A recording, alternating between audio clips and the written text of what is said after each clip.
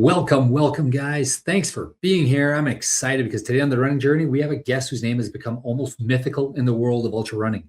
His name is John Kelly, and he's one of very few humans ever to have finished the Barkley Marathons. And you know what? He's done it not once, not twice, three times. For a race that regularly chews up world-class athletes and spits them out, gives DNFs to everyone, that level of mastery puts him in a category of his own.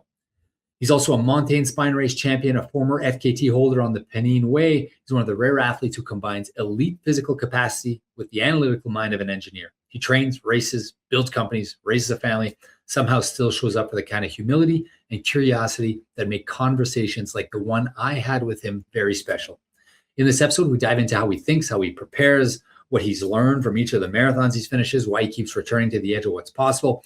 Towards the end, I get into some more philosophical stuff about running, human limits, research, sleep, all that kind of fun stuff that fascinates me a little bit more. It was a genuine privilege for me to record this one, and easily one of the most inspiring interviews we've had on this show. Phenomenal guest, world-class guest. And I can tell you that after the interview is about 40 minutes after the interview, Charlie and I dig into a little bit of the interview. We recap some things and we talk about a race that we just signed up for that we are incredibly jacked for. And I'll let you guys listen to what that race is. Lo and behold, Charlie and I signed up for a race. Who would have thought? It's not something we do, but we did. We are pumped about this race. All right, guys, this is the running journey, our episode with John Kelly for December 11th, 2025. Enjoy. It is fantastic.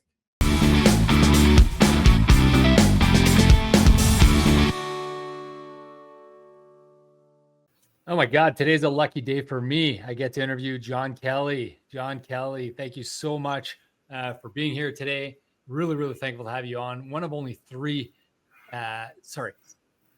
guys to have ever done the Barkley Marathon 3 times. So congrats on that. You've had a crazy run over the last couple of years. Man, first off, I guess my question for you is, how did the last Barkley go? Like, I know it was a crazy tough edition. I think we all expected them to toughen up the race a little bit. How was it? Yeah, well, thanks so much for having me. And Barkley was it was certainly a year. I didn't know what to expect going into it. With of course, there was a lot of success the past 2 years, but those were in perfect conditions and perfect start times. With a lot of veterans involved there, and even still, with the number of finishes, no one finished with a massive amount of time to spare. It's still been over a decade since we've seen anyone finish with more than 2 hours to spare. Yeah, it's tight. So it's tight. The margins are slim, and yeah, the changes were quite big this year, and it can be difficult when the changes are that big to really know what sort of effect it's going to have on the difficulty. You finished 3 loops, and yep. Are you the only one I think that did 3? Yeah, I was just under the cutoff. I had 9 minutes and some change to spare, and Tomo came in after the cutoff to finish his 3rd loop, but I was the only one to officially get the fun run within the time limit. So what did they do to change it? One, the start time, obviously. Weather was a little tougher. Yeah, it was. I think when people look at the weather, they're looking for the rain and the dense fog and the other things that can make Barkley really tough, that make for some great visuals and people can really relate to. When it's raining and foggy and that kind of miserable, it's also miserable for people in camp. So you can get some good footage showing how tough it is. Yeah. Whereas in a year like this year, it on video it looks beautiful. It looks perfect. It's gorgeous. It's dry. It's ideal for people that are hanging around camp. When you're pushing up some of those climbs in fully exposed and afternoon sun, and it's 77 or around 25 Celsius for people that prefer that scale. It's toasty, and you can get dehydrated quite easily, and in general, to be honest, I would rather have a bit of drizzle, some light rain and wind than I would the warmer temperatures. So that definitely did have an effect. And they added some tough new sections to the course, which added about 10% more vert, a bit more distance, even though officially it's 20.0 miles every year. The loop was a bit longer, and it also swapped out some of the very little remaining runnable terrain for some, again, tougher, more technical surfaces. There's only been 20 people that have ever completed it at all, and only 26 finishes ever. You've got 3 of those.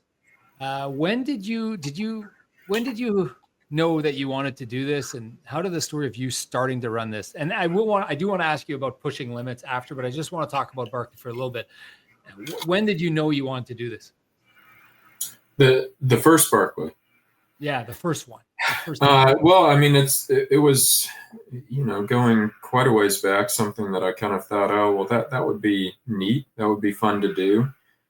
It wasn't until I started really running and progressing and really rapidly improving, which was about 12 years ago, 2013, as I was finishing up grad school, that I started to think, maybe I could actually give this a shot and see how I would do in this. And so I think that's kind of the point. A year or two after that, where I got quite serious about it. And fortunately for me at the time, it was just before the documentary came out, so it was still a very kind of little known niche race that doesn't have the volume of applicants that it does at this point.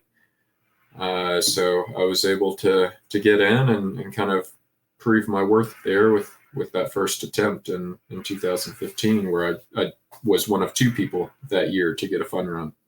And you're like from that area, right? You're a Tennessean? Yeah, so I mean that was, I think, the big kind of selling point on my application. I did grow up right across the street from the park. You can see Chimney Top, which is the final climb of the loop, out my bedroom window.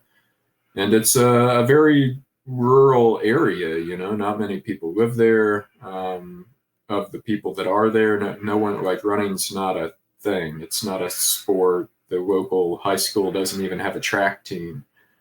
It's not something that people do for recreation. So, the odds of having someone that's from right there and has that kind of connection to the park, and actually runs and actually has a tiny chance of doing well, it's pretty astronomical. Yeah. So, okay, if we go back a couple of years, last year also, you won the Old Dominion 100.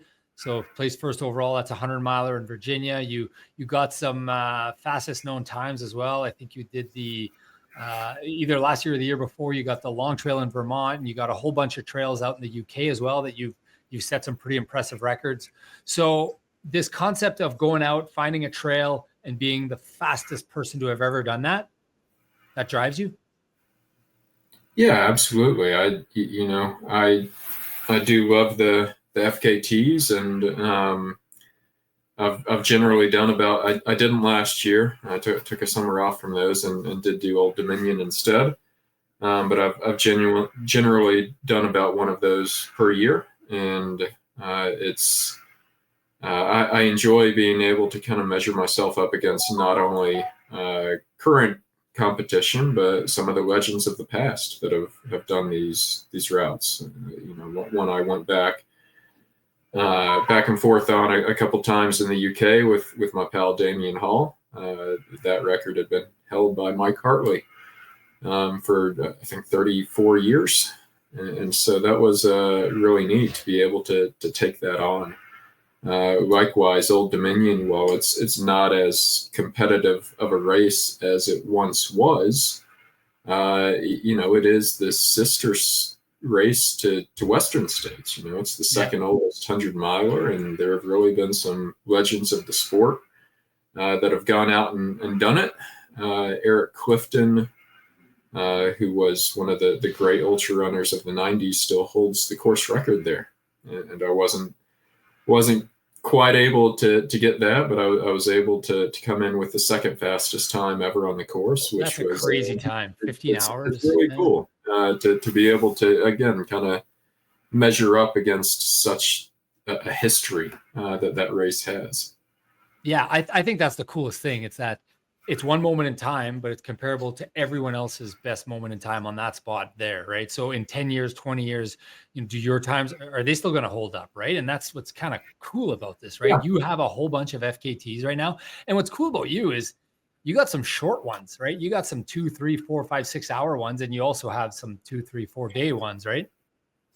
Yeah, I think most of my shorter ones are gone now. I'll have to check on that. I did have the AT 4-state challenge, which starts at the Mason-Dixon line, touching Pennsylvania, and you go through Maryland, the short West Virginia section, and hit the Virginia border, about 40 miles on the AT. That's 6 hours or so you did it? 6 hours, 39 minutes? Yeah, so that one has been broken. I also had the SCAR run, which is the section of the AT through the Smokies, which is about 70 miles. It was broken. I have gone back and tried to reclaim that one and have failed multiple times. Canyon Woodward put down a really impressive time. That's the current FKT on that. Your time is 15 and a half hours there, right? I think your time was? Yeah. So it's a lot of fun to go out and do those things and to be able to, also fit them around my own schedule, which is difficult to do with other things going on in life, whether it's work or kids' activities or other obligations. Right on. So I want to set the table. Viewers that don't know you obviously now know that you're the real deal. With one of the most impressive guests we've ever had. We had Phil Gore on here. It was pretty cool. And he talked about, he just won the Sydney backyard. Charlie and I, my brother, who's the co-host of the show, isn't here today, but we've been trying our hands at stretching out our distance. We're marathon runners, whatever, couch to marathon run guys that started a podcast. But we started stretching us out. We went to 50K, then 100K and 50 miles. And then we did our first 100 miler last year in a backyard. And it was very, very hard for me, especially. It was very, very hard. The mental and physical limits and pushing yourself. And that's what I want to touch on, if you're all right with talking a bit about that, because if anyone's lived it, it's you. So specifically, you've raced and won on probably no sleep for multiple days or like little to no sleep. Is that something that you train for, specifically no sleep, or do you just do it on those days? I think the events themselves are about the only time that you can train that. Otherwise, I wish that you could. I wish that you could kind of practice that better, but you can't go out and just say I'm going to run for multiple days straight and try to figure out the sleep thing without it takes a long time to recover from that. So you can't do that as part of your normal training without it being such a detriment to the rest of your training that it's a net loss. Yeah. So I was out for like 2 months. Like I did 100 miler and I was out for like 2 months. Like, it is crazy. So yeah, it's really the kind of the events themselves and the experience from that contributes most to that. And I have had issues with sleep, and my Tour de Géant last year, spine early this year, I had some major problems. I was having trouble staying awake on the first night. So that's really something I couldn't necessarily practice that. I could do a lot of research on what could be causing that. What can I do better next time? And went into Barkley, trying some new things. And, it's that ideally you can, you only change one variable at a time and see what happens. But again, there's there's not enough experiments here to do that for all the variables. So I tried probably half a dozen things, and at least something worked. I didn't have any sleep issues at Barkley this year. And so going forward, hopefully I can keep doing those things and replicate that. Is that your A race every year? I generally have around 3 things each year that I would consider my sort What's of on the calendar for this year? What are the 3? Well, I mean, I guess I've got 4. I mean, I would have considered Spine 1 at the very beginning of the year, and then Barkley, and then I'm gonna take a crack at the Appalachian Trail, and then I've got TRJ again in September, which that's one that I haven't been able to get quite right yet. So hopefully again on the AT, what do you want to do there? What's your goal? To go as fast as I can. What is your record right now? What's the record on the AT? Yours. Have you done it yet? Oh no.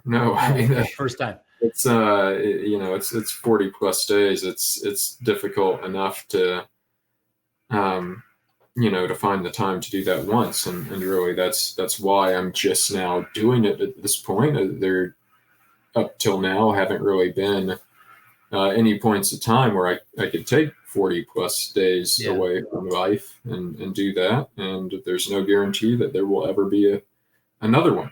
So taking the opportunity to go for it while I can. Yeah, man, I'm so jealous. Good for you, man. One of our good friends of the shows, Louis Carmier, who's been on a guest here. I read his book, From Addiction to Fitness. He cites the Appalachian Trail as like completely changing his life. And like, just once he did it, he was alone. He was with his thoughts. He got to figure out his life. He got to figure out what he wanted to do. And it was an absolute life changer for him. And he talks about it all the time. Every time I talk to him, he talks about the AT and how I got to do it. And he's pushing me to do it. So I'm jealous of you. And I wish you all the best on that run for sure. Do you think that we've come to a point where like we're starting now to see tremendous progress on, well, not starting, we've been seeing tremendous progress on how far we're able to run. Like the backyard records are being broken. The Transcon records are being broken. Do you think we're kind of in a golden age of pushing the limits for this right now? Or do you think we're past the golden age, or do you think the golden age is ahead of us? I mean, I think that we're going to probably start to see some marginal returns as these things continue to get more competitive and have more people taking their shot, and we continue learning. That's one thing that we do see at Barkley. I think the race has always had this goal of kind of keeping itself right at the edge of what is possible. And what is possible has changed a lot over the years based on training, knowledge, equipment. My favorite example is when they started Barkley and they were out there with old carbide mining headlamps because their other choice was the giant like mag light flashlight that had 4 D-cell batteries and carrying mag lights around. That's crazy. So the Barkley has continually gotten a bit more difficult to kind of maintain the same, I guess really the same difficulty relative to the equipment and the experience that people have. And it, I think, is now starting to converge on what is the actual limit of these things. And that's why we see small changes go from 5 finishers to only 4 people finishing Loop 2 this year. And I think likewise with a lot of these records and results, the more people that do them, the more that we're going to progress, and there are going to be big changes initially, but then it'll start to converge and plateau a bit. We'll be able to continue pushing for sure. But at some point, the big leaps and bounds are inevitably going to slow down a bit. Do you think the sport is becoming more and more about who can handle sleep deprivation a little bit better? Specifically, the type of stuff you're doing? Yeah, I mean, for the type of stuff that I do, it can. I think that's one of those things that is kind of almost a binary input. Either you can deal with it or you can't.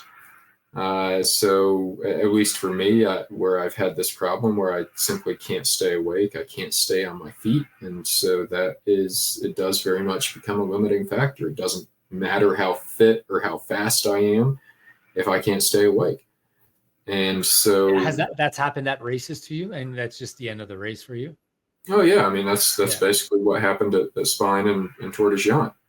And so, that's something that if you get that right, and the people at the top will get that right and figure it out, then it does circle back to becoming a race about speed and strength and endurance and staying on top of nutrition and all of those other variables that are a bit more of a continuum rather than just a yes, no. Philosophically, you're a smart guy. I know you've got a PhD in engineering, if I'm not mistaken. Do you think sometimes, do you stop and think and take a step back philosophically? And I've not done this, but I'm just thinking about it now. If this is like good overall for everyone to be pushing this far and to be studying is how can we do more and more and more and more, or is just part of natural human kind of desire to be better, faster, stronger at everything? I think that there are definitely different levels to it as everything. I don't think that doing events like Barkley and pushing up against the very absolute limits continually, I mean, physically, I don't think it's healthy. I think, the running, the benefits of running, I think plateau, if not start to reverse a bit around 35 to 40 miles a week is what most of the studies show. Mentally, I think there are a lot of benefits to doing these things. We definitely,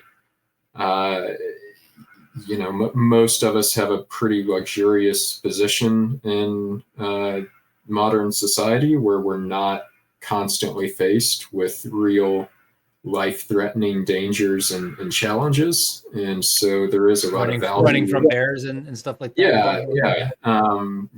Being in a war-torn country or dealing with poverty to the level that we don't know where the next meal is going to come from. Some people do still face those things, unfortunately.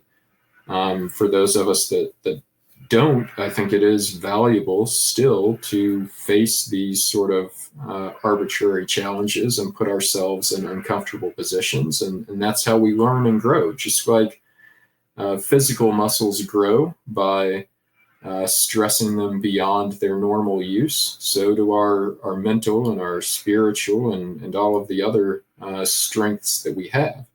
There is absolutely a limit to that where you start to see diminishing returns and the costs start to outweigh the benefits as far as taking time away from other aspects of our lives. And that's where, the AT being the one exception for me, the sweet spot is kind of that 2 to 3 day time period for these events where I'm seeing a lot of those benefits. I'm really putting myself in that position where I'm kind of stripped down to my core and facing these challenges, but it's not so much that it's really, harming the rest of my life. Do you think that okay, let me ask you about the sleep deprivation a little bit. Then I want to ask you about training after, but 2-3 days, almost no sleep. What starts to give first? Is it your mind or is it your body at that point?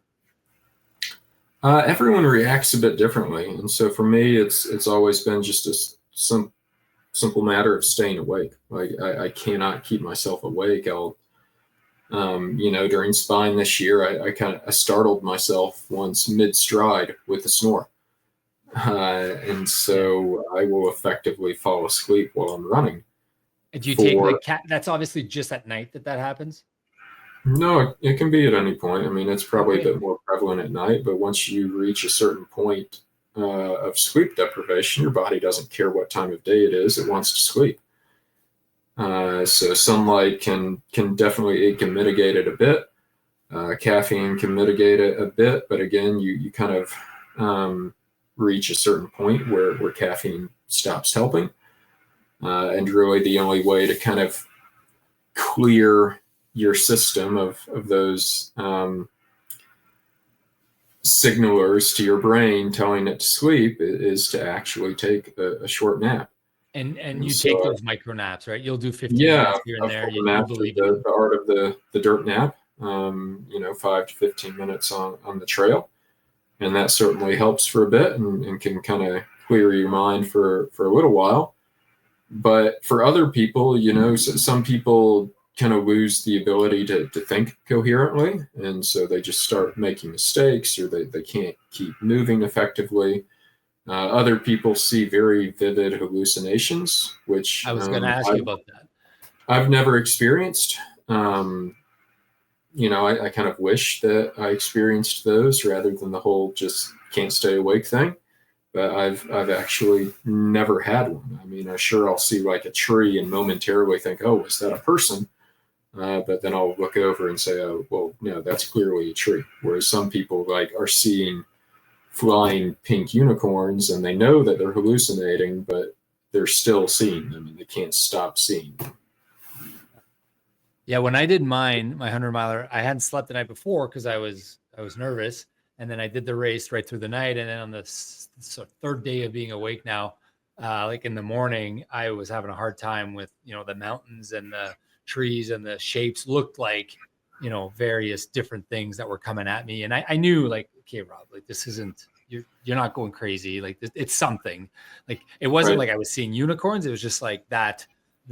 They actually felt and looked like something totally different. And then like 3 hours later, it's daylight. I was like, wow, I thought that was a spaceship. Holy smokes. Like, and then I'm kind of like, so when you're doing your micro naps, how long do they buy you? If you're doing a dirt nap, how long does it buy? Is it like an hour or two, and then you got to do another one, or how does it work? It depends quite a bit. It depends on how far gone I am, on how long the nap is, on kind of what the conditions are, and also what else my mind is engaged in. Like in Barkley, I've found that I struggle much more on the few sections that are actual trail than I do when I'm going off trail and having to focus on navigating and thinking about things.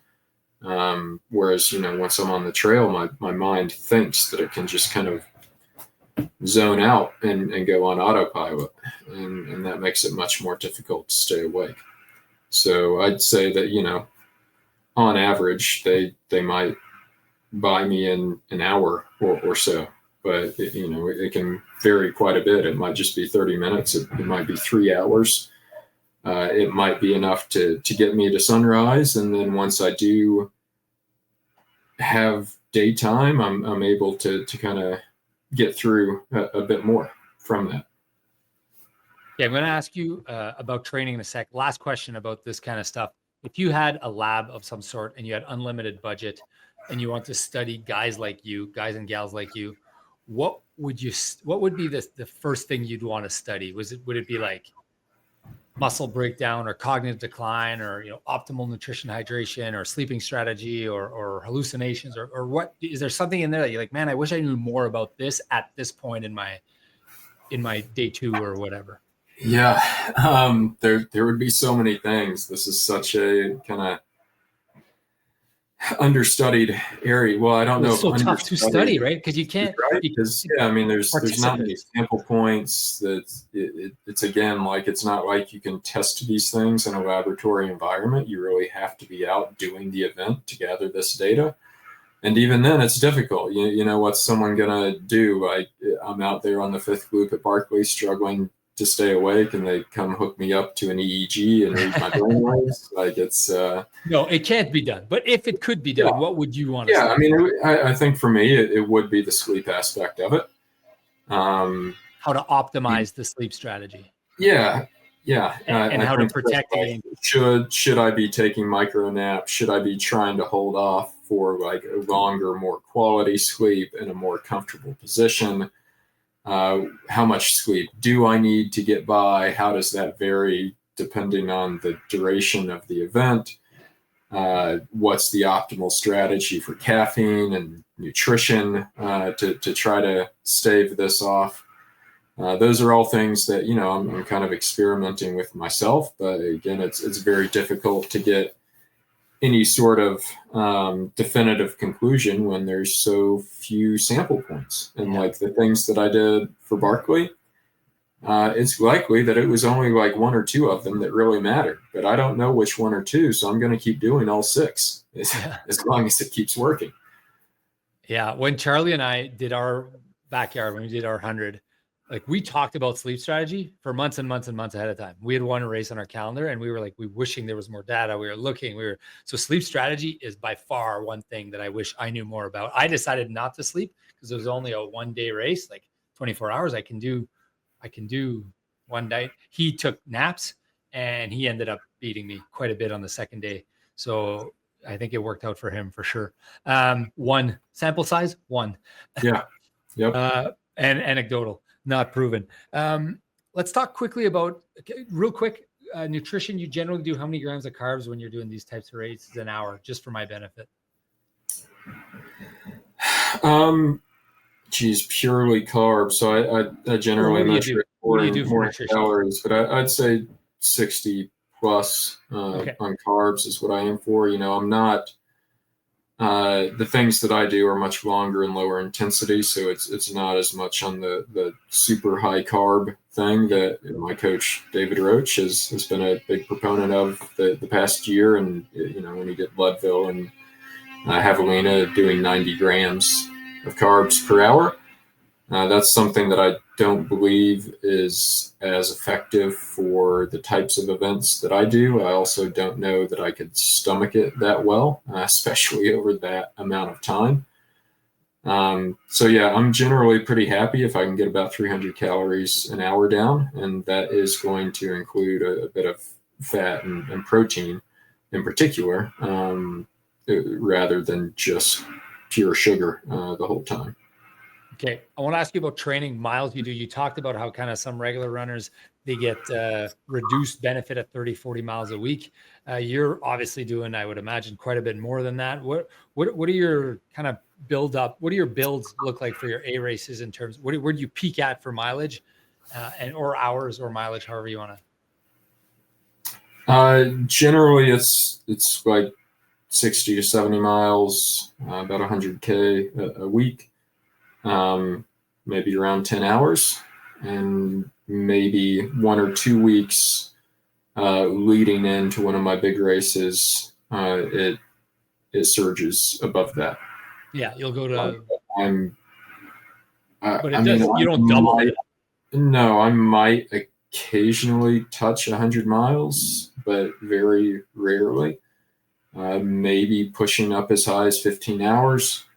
So I find that interesting. I find that really interesting because you think a guy like you, for those of us that don't know, I'd be like, man, that guy must do, because like I'm doing that kind of mileage now for this marathon build, right? It's way different. I know it's different. Yeah, I mean that's what I generally tell people. Like I'm not training much more than what I would say a serious recreational marathon runner would do, and there's only so much that running wise that the body can take before it starts to hit diminishing returns or have an adverse effect, especially once you add in life stresses and other things that someone like myself who isn't doing this full time has to add into the mix. So back when I was doing triathlon, like my hourly training volume was much higher because I also had to do cycling and I had to do swimming, and those are lower impact things. And you look at the pro triathletes and they're out there training 40 plus hours a week. Even some of the like serious amateurs, I don't know how they did it, but some of the serious amateur people were putting in 40 plus hours a week. Yeah, I did the hardest I've trained from ever in my life was when I was training for Ironman Worlds, and I got to like 20 hours a week, and I thought like that was an obscene amount of training. Like like my life was falling apart, kind of thing. But I got it done for like 2 peak weeks. I got to 20, and that was about it.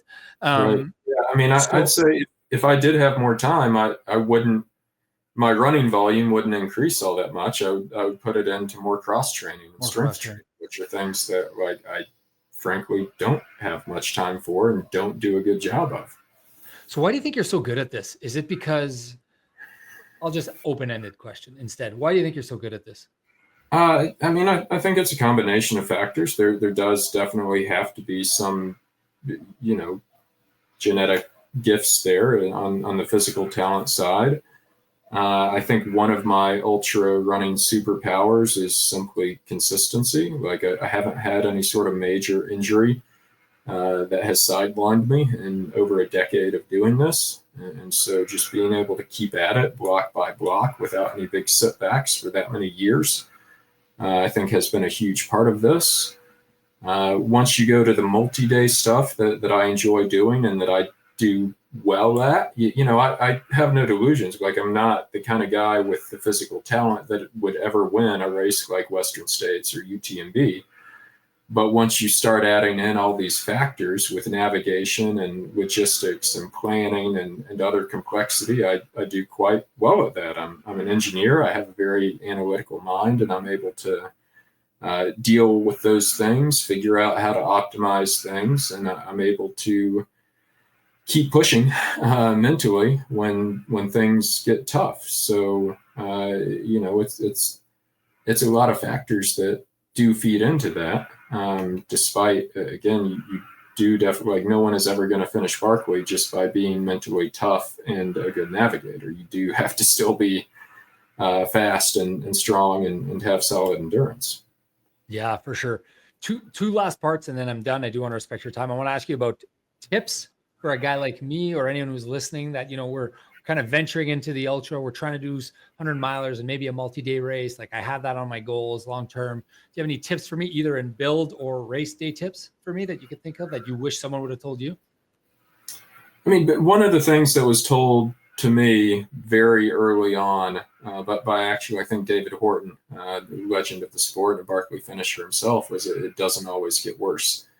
And that's the biggest thing is as far as during an ultra. I think the biggest thing between it and races of what I'll say more reasonable distance, half marathon and under, you're really looking, even really the marathon, you're looking to start as feeling as good as possible. And then during the race, you're just slowly exhausting yourself until you hit the finish line at zero.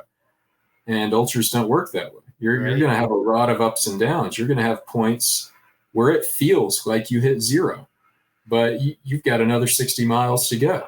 And you have to remember that it doesn't just keep getting worse. You're going to be able to bounce back from that and have another high, and it's going to keep oscillating throughout the race. So when you hit that low, you've got to just be able to kind of put your head down, focus, maybe, ease off, give yourself a little bit of a breather, but you can come back from that. And so that's key to remember. And, similarly on training isn't linear. You're going to have setbacks. There are going to be weeks where you feel terrible and you wonder how you do these things at all. But you can push through that and you can have a breakthrough just on the other side of that. So, in both of these things, just consistency, don't get discouraged by the setbacks, and you'll be amazed at where you can end up if you keep at it. You got me so excited just now, just thinking about like doing another one of these. Like I know at the time it was torture and it was tough and it was hard and I wanted to quit, but I didn't, and I got so much out of it. And now just to hear you talk about, it's so different than a marathon. It's so different. Like it's so fun and to push yourself and to see what you're made of and to fight mentally for all those steps by yourself in the middle of nowhere. It's something I really, really enjoy. Now next time, whether it's in a race or something else you're dealing with, you can remember that. You can say, hey, remember that time that I thought I was done and I pushed through and I made it? And so each time you can build on these things and you can get a bit better at it and push through them more effectively. Yeah. Thank you so much for bringing that up. Last question, long-term goals. Is there anything that's on your mind? You're like, man, in my life, I absolutely want to do X, Y, or Z. Oh, well, the AT has been kind of the big one for me for quite a while. You're doing that this year though. Let's go. Yeah. If I could get the AT and I could actually have a good result at Tour de Géant, I think that that'd be pretty huge for me. I'd still like to also have a good result at Hard Rock, where I got pretty bad altitude sickness the one time that I've done that. And I'd love to get, we'll see what happens with the course. I'd still love to get that fourth finish at Barkley and tie Jared on that. Yeah, right on. Okay, so I do want to wrap things up. I want to respect your time. Thank you so much. I realize you're a busy guy. You run a blog. I believe it's called Random Forest Runner. You also have a website. I think correct me if I'm wrong. The website is the blog. Okay. I try to put a few event/race reports up there a year still. And then I'm on social media handle again as Random Forest Runner on Instagram and Facebook. And I'm not very active on X/Twitter anymore, but follow this guy. Follow this guy. He's a great follow. Thank you so much for taking the time, guys. I will thank you for coming in today. Appreciate it. Give us a 5-star review wherever you're watching your podcast. John Kelly, it was an absolute pleasure to talk to you today. I wish you all the best, and I am pulling for you for AT, and I'm pulling for you to get your fourth Barkley. And thanks for coming so in much. Today. Thank you. There you have it, folks. Our interview with John Kelly. Charlie, a lot of stuff was said in there. The Barkley Marathon. So this guy is the only guy to have ever finished it 3 times. What's your take on that? Do you have any interest? First off, what do you think of the interview?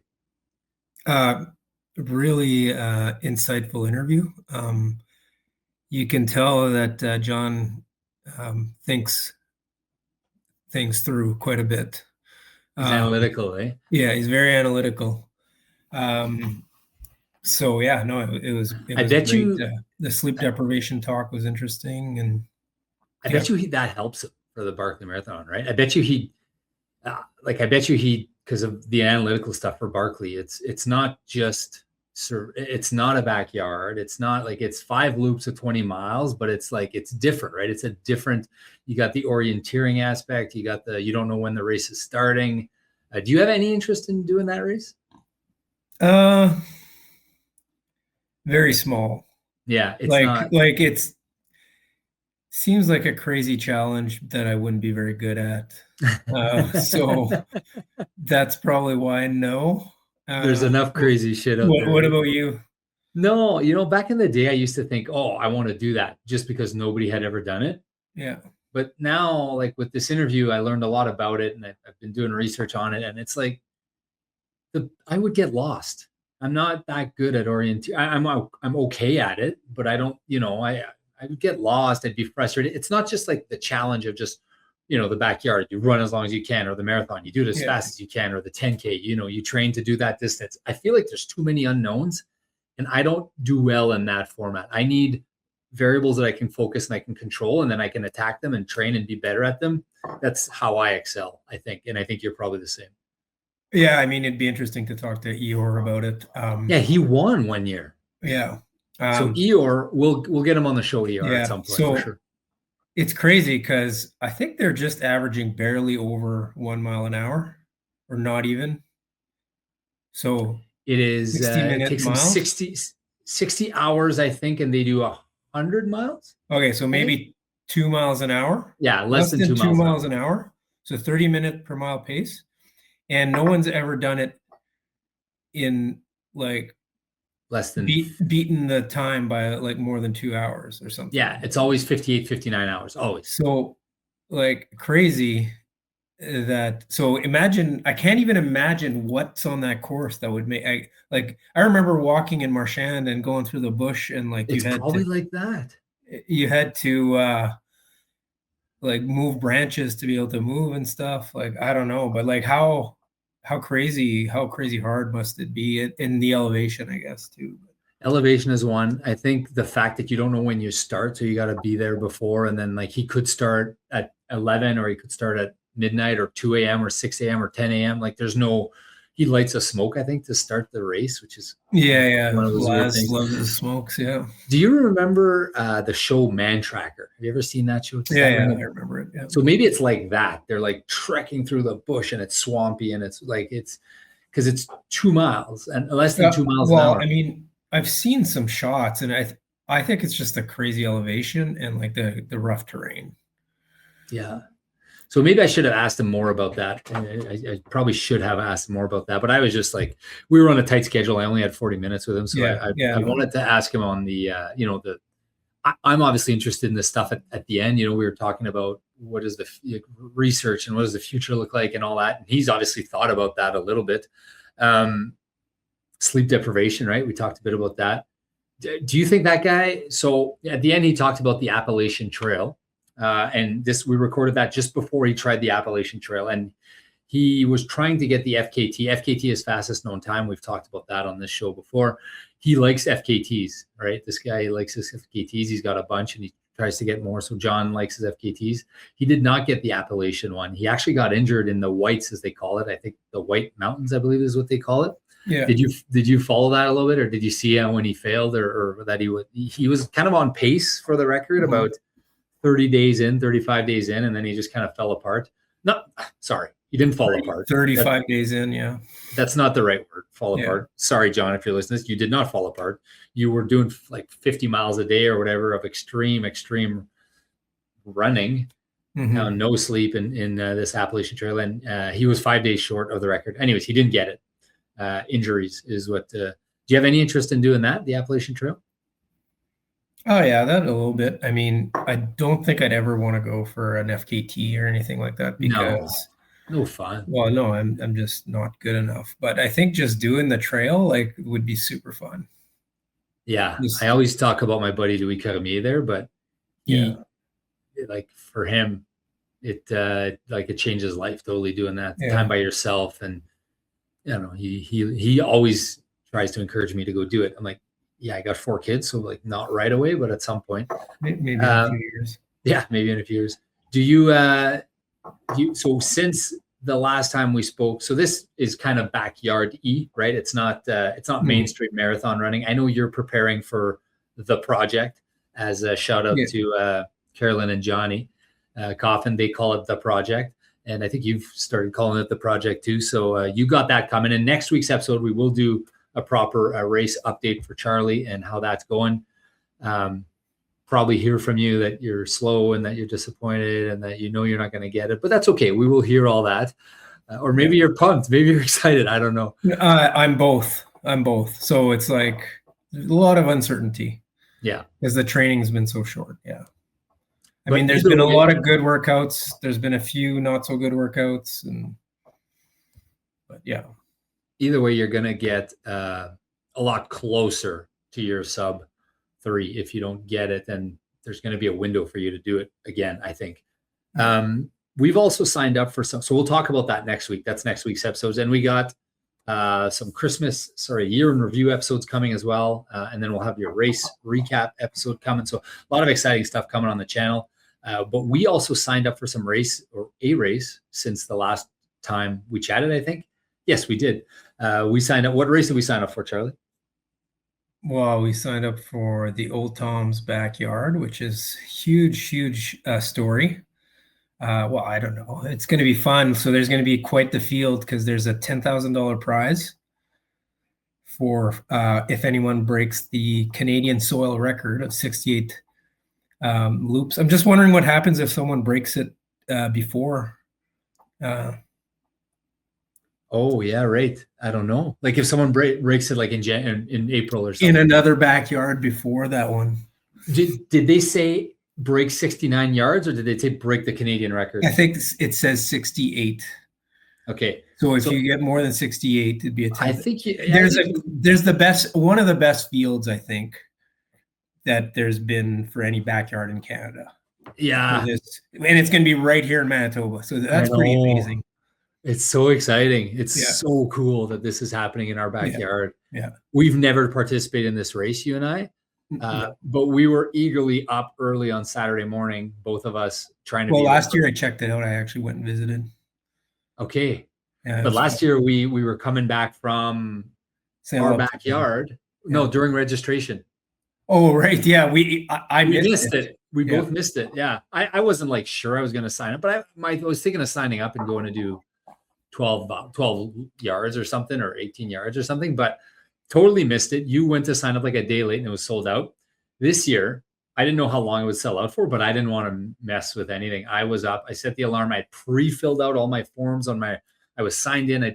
And I think I had everything completed, paid, signed up at 8:00:25 seconds. Like paid, signed up. I was like 10 seconds after you. Okay. So it was fun. It was fun to like, I felt like I was buying tickets back in the old days for like a concert. It was awesome. So we signed up, then you signed up, and then my phone started blowing up on a Saturday morning. Alain Fodor, Todd Friesen, Justin Légaré. I know a bunch of, I'm missing some, but I know a bunch of people signed up to run that race. And there's three different past winners, at least, I think. So yeah, it's going to be. The field is stacked, man. I looked at that guy. What's his name? Plus, there's like people that like have never really done backyards, but that you would think are going to just crush it, right? Yeah. Like Ryan Giuliano or people like good. that. Like, so it's going to be a stacked field. It's going to be fun. What's the name of the guy again? That right at the top. Oh, Josh Markham too. So he won the Frozen Falcon a couple of years ago. Yeah, that guy's a beast. And what's the guy coming from Saskatchewan? Preston Schaefer or something. Preston Schaefer. That guy won a backyard with like, didn't he do 200 miles or something, Charlie? Well, he was a part of the Canadian team last year. So okay, so he's coming to get a spot. Champs. So so this is gonna be super fun. So, and then I think there's a bunch of other people too. Like it'll be. So you didn't mention Aaron Webb either. Yeah, Aaron. Well, I know. I'm too excited for something that's going to be in July next year. But I know. So did you? What other names am I missing? I'll pull it up here just so I just want to make sure. So Aaron Webb. Yeah, Aaron Webb is a machine, obviously. How do you get to the entrance? Register first? No. Yeah, I think you have to.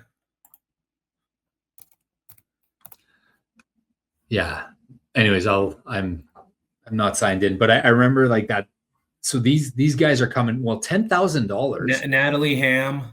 Oh yeah, she's Hyunjin Lee, our photographer. Oh, that guy's got quads, man. Ooh, Keith Harder. Keith Harder has won previous backyards coming from Alberta for this. So I think what's happening, two things, is this silver ticket thing is obviously bringing people, but the $10,000, this is as close as you can get to like being on a pro tour, right? For like, do other backyards have a purse for 10,000? And I've heard of some in Australia having a similar purse, but okay, so that's a significant amount, and I think it's $1,000 to the winner regardless, right? Yeah, I believe so. Yeah. 1,000 as long as they beat the course record, which I think is like 39 or something, or is it 36? No, I think it's just the winner gets. Oh, $1,000 to the winner. Okay. And is there another purse for the course record? I think there's another 1,000 for the course record. Maybe did I see that properly? Sure. All right, we'll figure that out, and we'll get you guys the update. But the race sold out in 20 some minutes, and I heard that some people were trying to get on and it was crashing, like the website was crashing. So that's a good sign.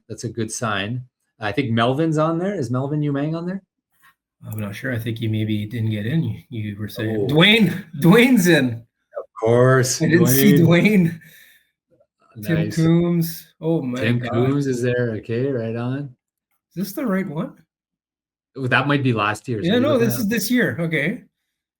Yeah, this is this year. Victor Law, my friend from Brandon. Wow. Some big names. I'm not seeing Melvin, so that's. I know he was Todd. Oh yeah, he's in there. That's great. Yeah. Okay, good. So that's going to be exciting. So pardon us for being excited. I know you should be focusing on your one task at hand, which is a race in 2 weeks, less than 2 weeks. But honestly, this is a different feeling than any of my big races I've ever had. Tell me about it. It took me a while to come to terms with it, but it feels more like a stepping stone as opposed to normally I go into, and this is like the be all end all of races, right? Like it's the end of the world. You're talking about the project?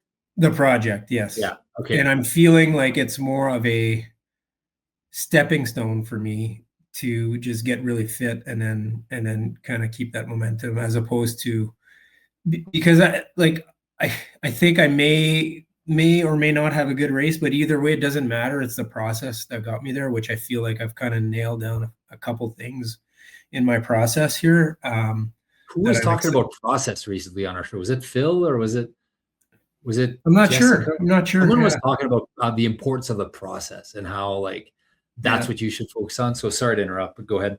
No, that's it. That's basically, I was done. Yeah. Be nice to get Stefan Reimer at some point on the podcast. Yeah. We're gonna get Stefan Reimer, but that's a future thing. It's a future thing. Well, we'll do it in leading up to the backyard when we're getting ready for that. Yeah. And all sorts of ideas. I'm at the Grenier Christmas party. There's a whole bunch of buzz. Mark Cousins, Jaj, shout out to Jaj, who I think just had like a 10K PR just on a training. Yeah, in a training run in the snow. What's happening, George? You're getting fast, buddy. I think he saw Jamie's time and he's like fired up for his buddy. So there's going to be this 4-hour challenge that we're going to do.